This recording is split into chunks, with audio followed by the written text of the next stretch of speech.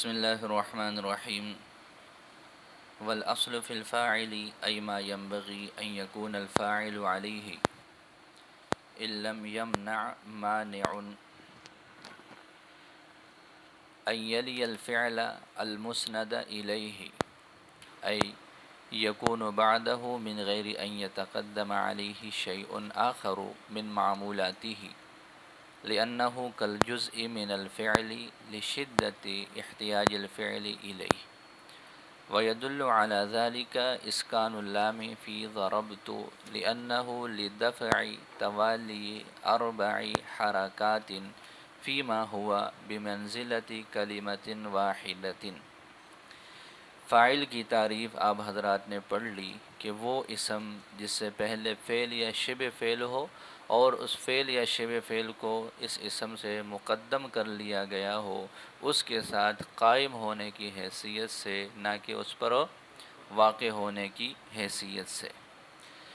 اس کے بعد ماتن نے فاعل سے جڑی ہوئی کچھ اور باتیں بیان فرمائی ہے۔ والاصل ان یلی الفعل سے مصنف رحمۃ اللہ علیہ نے فاعل کے بارے میں ایک اور اصول بیان فرمائی ہے، اصول کو بیان فرمایا۔ وہ کیا ہے؟ وہ یہ ہے کہ جی اصل فاعل میں یہ ہے کہ وہ فعل کے ساتھ متصل ہو۔ فاعل کے لیے اصل یہ ہے کہ وہ فعل سے جڑا ہوا ہو، فعل اور فاعل کے درمیان میں کوئی اور معمول نہ ہو۔ اس کی کیا وجہ ہے؟ اس کی وجہ یہ ہے کہ جی یہ جو فاعل ہوتا ہے یہ فعل کے لیے جز کی حیثیت سے ہوتا ہے۔ فاعل اور فعل میں کیا حکم پڑھ لیا؟ بہتر یہ ہے، اولا یہ ہے، مناسب یہ ہے کہ فعل اور فاعل آپس میں متصل ہو، درمیان میں فعل کے معمولات میں سے کوئی اور فعل نہ آئے۔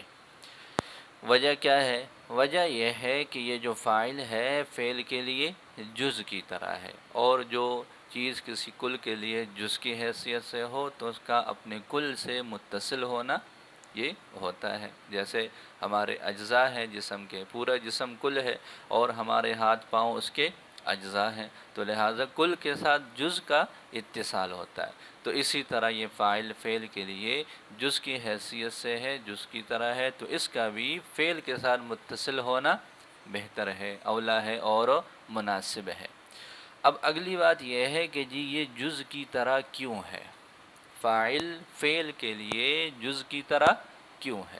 تو فاعل فعل کے لیے جز کی طرح ہونے کی 2 وجہ ہیں، ظاہری طور پر بھی ہے اور معنوی طور پر بھی ہے۔ معنوی حیثیت سے بھی یہ جز ہے اور ظاہری حیثیت سے بھی اس کا کیا ہے؟ جز ہے۔ وہ کیا؟ وہ یہ ہے کہ سب سے پہلی بات یہ ہے کہ جی یہ جو فعل ہے یہ بڑی شدت کے ساتھ فاعل کا محتاج ہے۔ آپ لوگ پڑھ چکے ہو معنوی اعتبار سے فعل کا جو جوڑ ہے وہ کتنی چیزوں سے ہے؟ 3 چیزوں سے۔ اس میں مصدری معنی ہے، اس میں زمانے کا تصور ہے اور اس میں متکلم ہے، ایسے ہی ہے نا؟ لیکن بنیادی چیز اس میں کیا ہے؟ متکلم ہے، جو فاعل ہے، جو اس کا کرنے والا ہے۔ ایسے ہی ہے نسبت الی الفاعل، جو اس کا فاعل ہے، اس کا کرنے والا ہے۔ متکلم کا صیغہ ہوا تو اس میں متکلم ہو جائے گا، حاضر کا ہوا تو اس میں حاضر ہے، غائب کا ہوا تو اس میں غائب ہے۔ تو بنیادی طور پر وہ فاعل کا محتاج ہے، وہ تینوں چیزوں کا محتاج ہے۔ مصدری معنی کا بھی محتاج ہے، زمانے کا بھی محتاج ہے اور فاعل کا بھی محتاج ہے۔ لیکن بنیادی حیثیت ان تینوں میں کس چیز کی ہے؟ فاعل کی ہے۔ اگر کوئی کرے گا تو پھر اس کے ساتھ زمانہ اور مصدر کو جوڑیں گے، اگر کوئی کرنے والا ہی نہیں ہے، اگر کوئی کرنے والا ہی نہیں ہے تو ظاہر ہے پھر وہاں پر نہ زمان کا تصور ہو سکتا ہے نہ حدوث کا تصور ہو سکتا ہے۔ اس وجہ سے فعل اپنے وجود کو وجود دینے کے لیے، اپنی ذات کو وجود دینے کے لیے، اپنی ذات کو برقرار رکھنے کے لیے بڑی شدت کے ساتھ کس چیز کا محتاج ہے؟ فاعل کا محتاج ہے۔ تو پتہ چلا کہ فعل کا احتیاج فاعل کی طرف ہے اور بہت شدت کے ساتھ ہے۔ تو یہ اپنی ذات میں جب اس کا محتاج ہوا تو یہ اس کے لیے بڑا اہم ہے، اور یہ پھر اس کی اہمیت جو ہے وہ کس کی طرح ہو جاتی ہے؟ معنوی اعتبار سے پڑھ لیا کہ 3 چیزیں ہیں جو فعل کے وجود میں اس کے اجزاء ہیں۔ نسبت ہے فاعل کی طرف، زمان کی طرف، اور معنی مصدری ہے۔ تو یہ تین معنوی اجزاء ہیں۔ تو معنوی اعتبار سے بھی فاعل کیا ہے؟ جز ہوا۔ ظاہری اعتبار سے بھی یہ اس کا جز ہے۔ ظاہری اعتبار سے جز ہونے کی ایک دلیل آگے شارح نے دی ہے۔ عربی کلام میں بڑا آپ لوگ پڑھتے ہیں کہ جی اس بات کا بڑا لحاظ کر لیا جاتا ہے کہ جی کوئی کلمہ ایسا نہ ہو جو زبان پہ ثقیل ہو۔ ثقل کی وجہ سے آپ لوگ پچھلے درجات میں پڑھ چکے ہیں، یہ جتنے بھی تعلیلات ہیں، تخفیفات ہیں، حذف ہے، ابدال ہے، ادغام ہے، یہ سارے کے سارے قواعد ایک ہی نقطے کی جو ہے وہ ارد گرد وہ گھوم رہے ہوتے ہیں کہ جی ثقل ہے۔ کیا ہے؟ ثقل ہے، بھاری پن ہے۔ اس کو دور کرنے کے لیے ادغام کیا، اس کو دور کرنے کے لیے تعلیل ہوئی، اس کو دور کرنے کے لیے تخفیفات ہوئے۔ لہٰذا یہ بڑی کوشش ہوتی ہے کہ جی لفظ میں ثقل نہ ہو۔ اب یہ بھی ثقل کی ایک صورت یہ بھی ہے کہ ایک لفظ پر مسلسل 4 حرکات ہوں۔ 3 تو ہے، جیسے فعل، شجر، شجرہ، تو اسم پر بھی 3 آ رہے ہیں اور فعل پر بھی 3 آ رہے ہیں، لیکن مسلسل ایک ہی لفظ پر 4 حرکات یہ ثقل کا باعث ہے۔ لہذا اہل عرب کا طریقہ کار یہ ہے کہ ایک کلمہ کی بناوٹ جب 4 حروف سے ہو اور ان پر مسلسل 4 حرکات ہوں تو اس ثقل کو دور کرنے کے لیے وہ درمیان سے ایک لفظ کو ساکن کر دیتے ہیں۔ درمیان سے ایک لفظ کو، اب یہ جو ہے فعلہ ہے، کیا ہے؟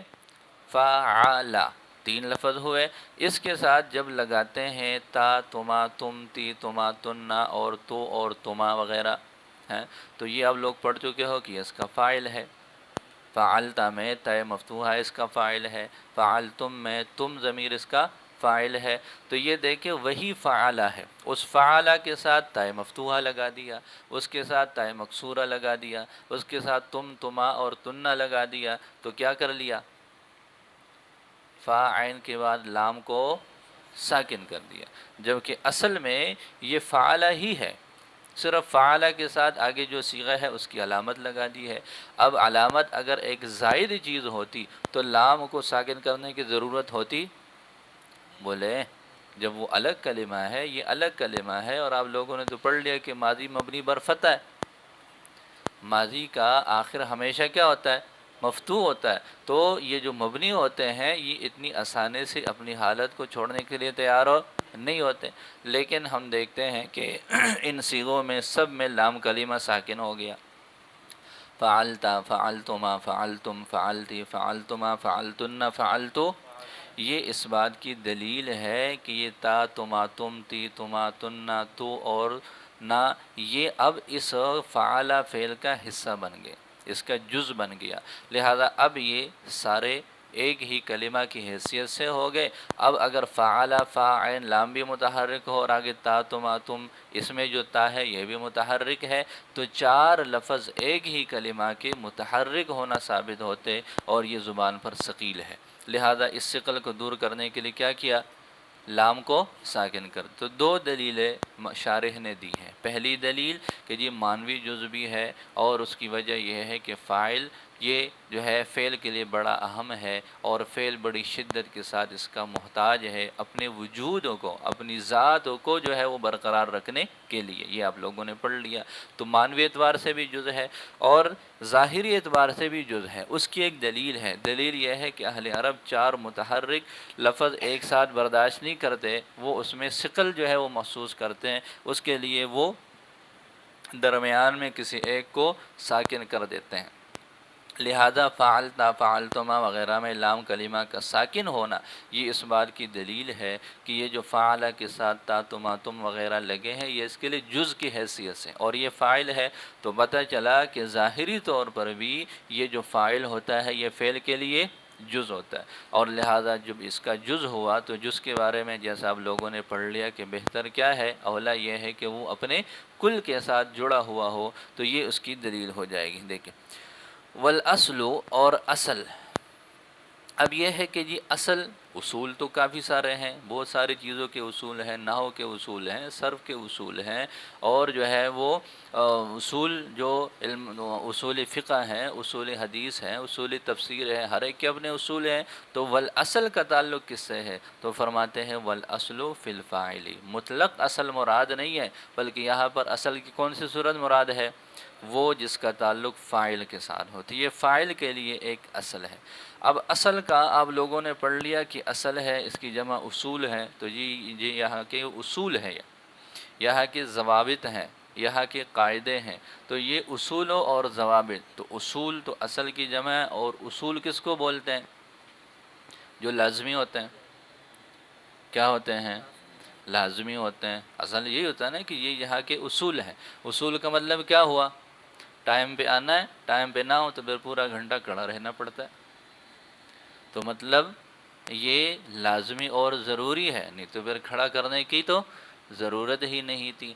تو پتہ چلا کہ اصول میں لزوم ہوتا ہے، تو اس کا مطلب تو یہ ہو جائے گا کہ فاعل کا فعل کے ساتھ جڑا ہوا ہونا، متصل ہونا، یہ کیا ہے؟ ضروری ہے۔ لیکن ہم دیکھتے ہیں بہت ساری صورتوں میں کہ وہاں فاعل فعل کے ساتھ متصل اور جڑا ہوا، جیسے آپ کہتے ہیں ما ضرب عمرا الا زید، ما ضرب عمرا الا زید، اور اسی طریقے پر ضربنی زید، کیا ہے؟ ضربنی، ضرب فعل ہے، نون وقایا ہے یا مفعول بھی ہے، اور زید اس کا فاعل ہے، وہ بعد میں آ رہا ہے۔ تو لہٰذا یہ تو وہاں پر بہت ساری صورتیں ایسی پائی جا رہی ہیں کہ فاعل اپنے فعل کے ساتھ جڑا ہوا۔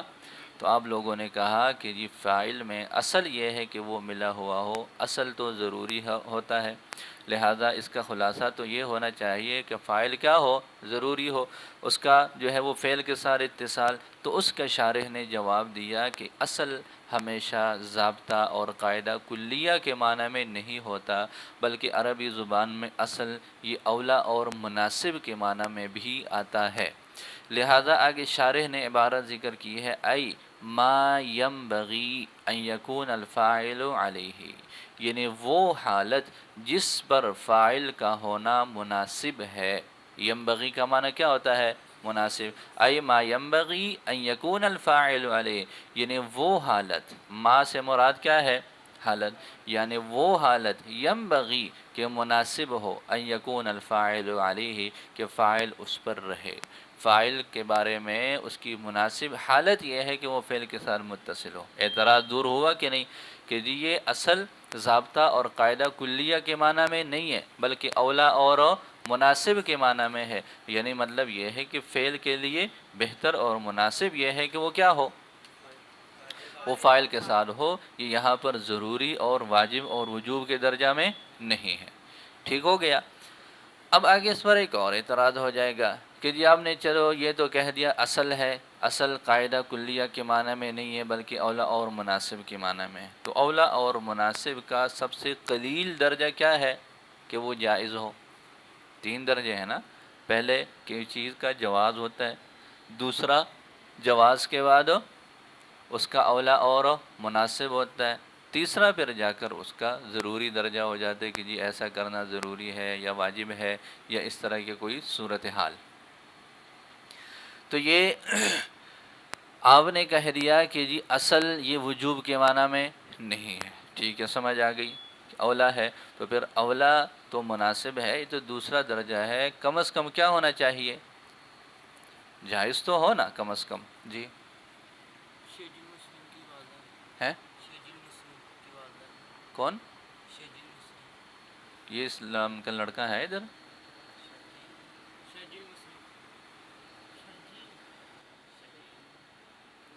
دوسری کلاس میں دیکھ لیا، یہاں تو نہیں، مشکات میں پڑھ رہے کہہ رہے ہیں۔ تو دیکھیں اصل آپ نے کہہ دیا وجوب کے معنی میں نہیں، یہ اولا اور مناسب کے معنی میں۔ تو اولا اور مناسب کا سب سے کم درجہ کیا ہونا چاہیے؟ کہ کم از کم جائز تو ہو۔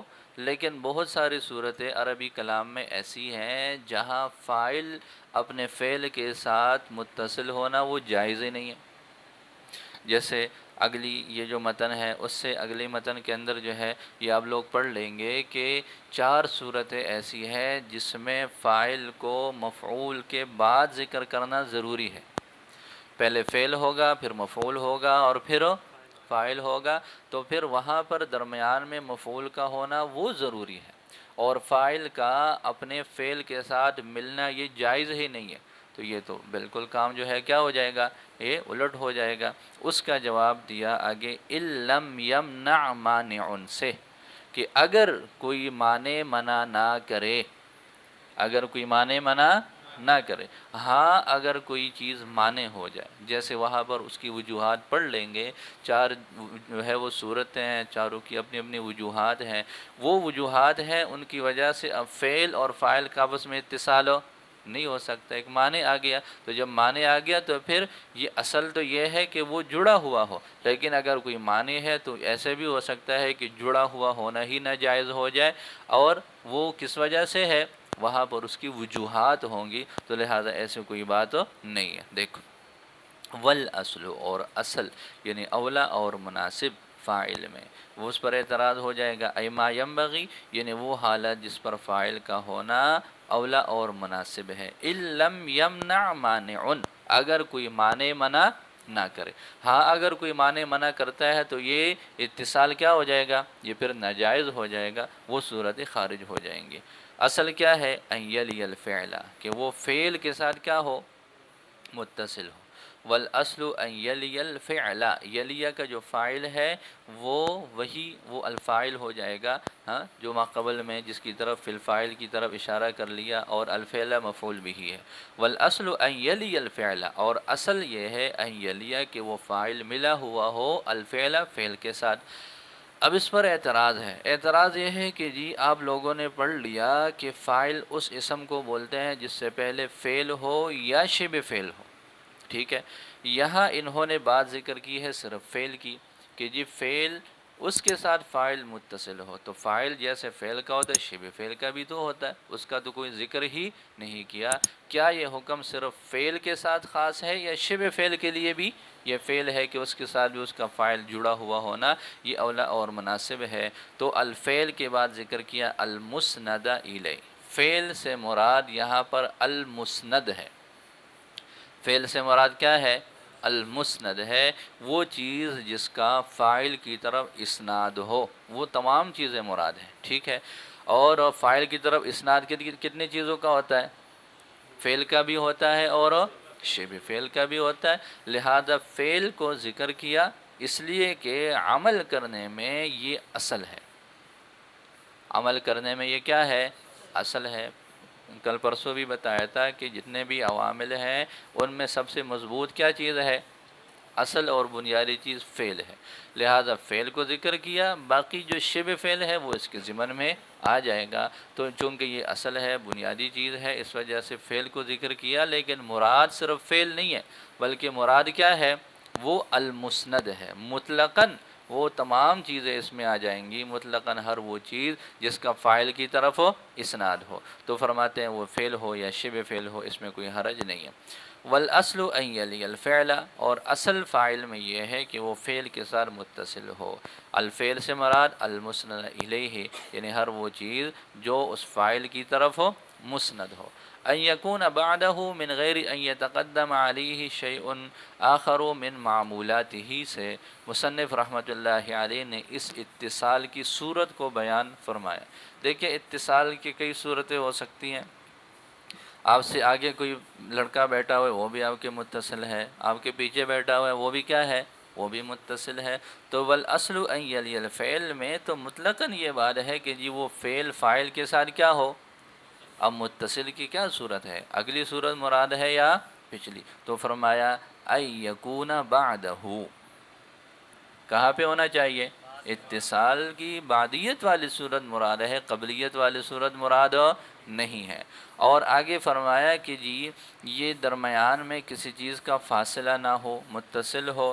اب جیسے آپ لوگوں نے نون ثقیلہ نون خفیفہ کی گردان پڑھی ہے، لیفعلن زیدن، کیا پڑھا ہے، لیفعلن زیدن، اصل فعل تو یفعلو ہے نا، اب یہ درمیان میں نون ثقیلہ آ گیا، نون خفیفہ آ گیا اور پھر زید آ گیا، تو یہ بھی تو فعل اور فاعل کے درمیان کیا ہے؟ فاصلہ آ گیا، اتصال تو ختم ہو گیا۔ تو فرماتے ہیں کہ جی یہاں پر مطلقاً ہر چیز مراد نہیں ہے، بلکہ صرف کون سی چیز مراد ہے؟ جو فعل کے معمولات میں سے ہو، اس کا جیسے اس کا فاعل ہے، مفعول ہے، اس کے لیے حال ہے، اس کا ظرف ہے، اور بھی جتنے بھی جو ہے اس سے جڑی ہوئی چیزیں اب لوگ پڑھیں گے یہ سارے، تو فعل کے معمولات میں سے کوئی ایک معمول درمیان میں نہیں ہونا چاہیے۔ یہ جو نون ثقیلہ ہے، نون خفیفہ، یہ فعل کا معمول نہیں ہوتے۔ ثقیلہ خفیفہ یہ فعل کے لیے معمول کی حیثیت سے نہیں ہے، تو اس وجہ سے یہ یہاں پر اگر درمیان میں آیا ہوا ہے تو اس کی وجہ سے کوئی مسئلہ بھی نہیں ہے۔ بات سمجھ آ گئی؟ تو ہر چیز درمیان میں آئے، اس سے کوئی مانعیت اور اس سے جو ہے کوئی منع نہیں ہے۔ منع کس چیز سے ہے؟ کہ جی فعل کے معمولات میں سے کوئی معمول جو فاعل کے علاوہ ہو وہ ان دونوں کے درمیان میں نہیں آنا چاہیے۔ دیکھیں المسند الیہ، یعنی ہر وہ چیز جس کا اسناد کیا جا رہا ہو اس فاعل کی طرف، ای یعنی یکون بعدہ، یہ فاعل اس فعل کے بعد ہو۔ دوسری بات، من غیر ان یتقدم علیہ شیء آخر، بغیر اس کے کہ کوئی اور چیز متقدم ہو اس پر، من معمولاتی ہی، فعل کے معمولات میں سے۔ اس کی وجہ کیا ہے؟ آگے اس کی وجہ بیان فرمائی، لِأَنَّهُ كَالْجُزْءِ مِنَ الْفِعْلِ، اس لیے کہ یہ جو فاعل ہوتا ہے یہ فعل کے لیے جز کی طرح ہوتا ہے، لِشِدَّةِ احتیاج الْفِعْلِ إِلَيْهِ، فعل کا اس کی طرف شدید محتاج ہونے کی وجہ سے، لِشِدَّةِ احتیاج الْفِعْلِ إِلَيْهِ، فعل کا اس فاعل کی طرف بہت زیادہ محتاج ہونے کی وجہ سے۔ سمجھ آ رہی ہے؟ یہ آپ لوگوں نے پڑھ لیا ظاہری طور پر اور معنوی طور پر، دونوں اعتبار سے یہ فعل کے لیے بڑا اہم ہے اور جز ہے۔ اس پر جزئیت کی دلیل آگے ذکر کی ہے، وَيَدُلُّ عَلَى ذَلِكَ، اور اس بات پر دلالت کر رہا ہے اسکان اللامی، لام کلمہ کا ساکن کر دینا، فی ضربتو، ضربتو میں، ضربتو میں لام کلمہ کا ساکن کر دینا، اس بات کر اس کی دلالت ہے، لِأَنَّهُ، اس لیے کہ لام کلمہ کا ساکن کرنا ہے، لِدَفْعِ توالی اربع حرکات، مسلسل 4 حرکات کو دور کرنے کے لیے ہے، لتوالی اربع حرکات، 4 حرکات کے تسلسل کو دور کرنے کے لیے ہے، اربع حرکات 4 حرکات کے توالی یعنی تسلسل کو دور کرنے کے لیے ہے، فیما ہوا، اس لفظ میں جو بمنزلت کلمۃ واحدۃ، جو بمنزلہ ایک کلمہ کے ہو، ایک کلمہ میں 4 مسلسل حرکات نہیں آ سکتی، تو جس کا حکم ایک کلمہ کا ہو اس میں بھی 4 حرکتیں نہیں آ سکتی، اور یہاں پر لام کلمہ کو ساکن کر دینا یہ اس بات کی دلیل ہے کہ یہ بھی یہاں اس کے لیے بمنزلہ کلمہ واحدہ کے ہو جائے گا۔ دیکھو ترجمہ دوبارہ شروع سے دیکھ لیں، والاصل فی الفاعل، اور اصل فاعل میں یہ ہے، ای ما ینبغی ان یکون الفاعل، یعنی وہ حالت جس پر فاعل کا ہونا مناسب اور اولا ہے، ان لم یکن مانع، اگر کوئی مانع نہ ہو، ان یلی الفعل، کہ وہ فعل کے متصل ہو، المسند الیہ، یعنی اس چیز کے جس کا فاعل کی طرف اسناد کیا جا رہا ہو، ان یکون بعدہ، یعنی اس کے بعد ہو، من غیر ان یتقدم علیہ شیء آخر، بغیر اس کے کہ اس پر کوئی اور چیز متقدم ہو جائے، من معمولاتی، اس کے معمولات میں سے، لأنہ کالجزء، اس لیے کہ یہ تو جز کی طرح ہے، من الفعل، فعل کے لیے، لشدت احتیاج الفعل الیہ، فعل کا اس کی طرف بہت زیادہ محتاج ہونے کی وجہ سے، وَيَدُلُّ عَلَى ذَلِكَ، اور اس بات پر دلالت کر رہا ہے اسکان اللامی، لام کلمہ کا ساکن کر دینا ضربتو میں، لِأَنَّهُ لِدَفْعِ توالی اربع حرکات، اس لیے کہ یہ 4 حرکات کے تسلسل کو دور کرنے کے لیے ہے، فیما ہوا بمنزلت کلمۃ واحدۃ، اس لفظ میں جو بمنزلہ ایک کلمہ کے ہو۔